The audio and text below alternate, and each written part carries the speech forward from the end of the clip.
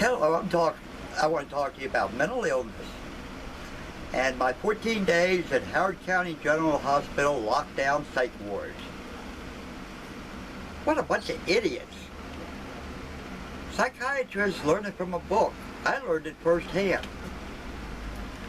With a sex-driven mom that was taking a lot of prescription drugs, a roaring drunk father that was an angry drunk that tried to kill me as a kid, with aunts and sisters that were all prescription drug addicts. I didn't know who they were half the time. And a couple of them even died from a couple of aunts died from overdoses of prescription drugs because they couldn't remember how many they were taking. They just kept taking them. I grew up surrounded by being homeless, being in foster care, beaten on a farm, forced to work his tobacco farm when I was supposed to be in foster care going to school. My life has been entangled with a lot. Job Corps to get my GED, and then drafted in the Army and sent to Vietnam to experience war. And coming home with 8 cousins, half of which were on illegal drugs. I never tried drugs in my life. I never shot my gun in Vietnam. I was too busy ducking and getting the hell out of there because I was driving a truck full of explosives and ammo all the time. But when I finally told a psychiatrist, they kept insisting I'm suffering from flashbacks of all the women and children and drugs I took in Vietnam, women and children I killed. I said, yeah, every time I came under fire driving a truck, I immediately stopped the truck, jumped under it, and returned fire. And he looked at me and said, that would be crazy if you're loaded with explosives. I'm sitting there, how many times I gotta keep telling you I ducked and stepped on the damn gas and got the hell out of there? I never shot my gun. He said, okay. Even in my criminal case, they kept saying I needed help. I needed help because my sister had put in a complaint in 1980 after she couldn't take my house away from me, saying it was my dad's, my 2 sisters, that I was a roaring, crazy Vietnam veteran that killed all these women and children, took all these kind of drugs in Vietnam. I did all kinds of crazy things to my wife and kids here. That I needed to be locked up so they could get my house that way away from my Vietnamese wife. They didn't know anything about courts or contracts. My wife ain't even signed a check once in her life. She's never used a credit card even though she's had 2 or 3 in her wallet. She doesn't understand credit cards or how they work. She wants cash to pay for everything because that's how she grew up in Vietnam. And I've let her go by that no matter how many times I've tried to teach her about America using credit cards or writing a check. But these psychiatrists, whenever I tried to explain something, they said it's a yes or no answer, or you're paranoid. I'm sitting there, well, every time it snows, I'm scared the state's going to break out all my front windows if I'm prepared with plastic and tape to fix them temporarily so my house don't freeze. Every time I look at a closet, I'm afraid of snakes still in this house. I still find them after 40 years, even though I've killed thousands of them. Then I take a stick to move stuff in the bottom of the closet because I don't want a big black snake jumping out at me.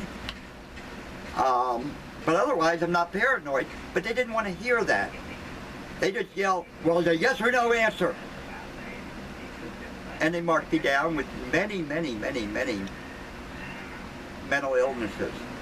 But the funny thing about it, the second day I was there, the first day I was there, a lady came up to me and says, you're a prankster, aren't you? You love to laugh and joke. You gotta stop crying. They took everything you owned away from you and now they took your wife away. You have nothing left in life to live for, except life itself.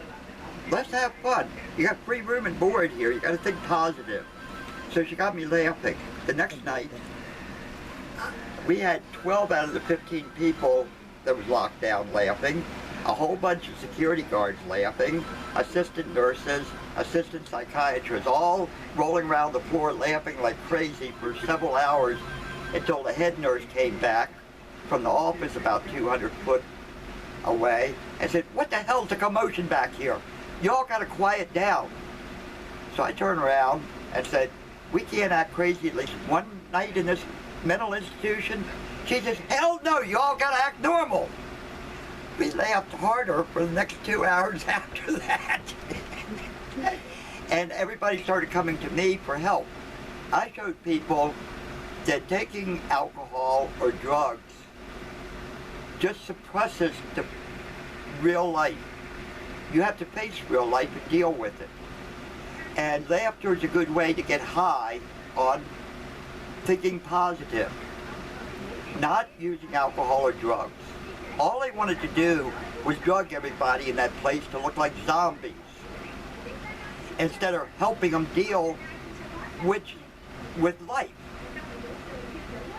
Yes, some people do need drugs because of chemical imbalance in their brain, but 99% don't.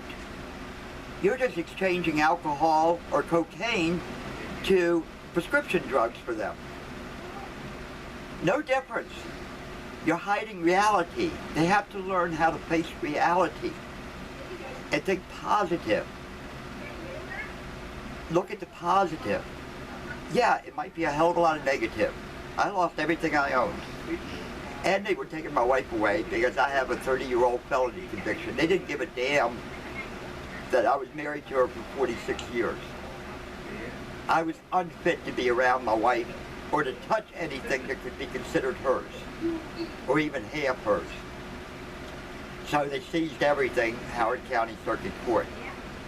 So I should be crazy, shouldn't I? But wait a minute. I think the psychiatrists were crazy because they don't understand to help you with real life instead of drug you to be a zombie. That's all they're taught to do. And Howard County General Hospital had the most inept, incompetent psychiatrist that I could even imagine a psychiatrist would be. So if you need mental help,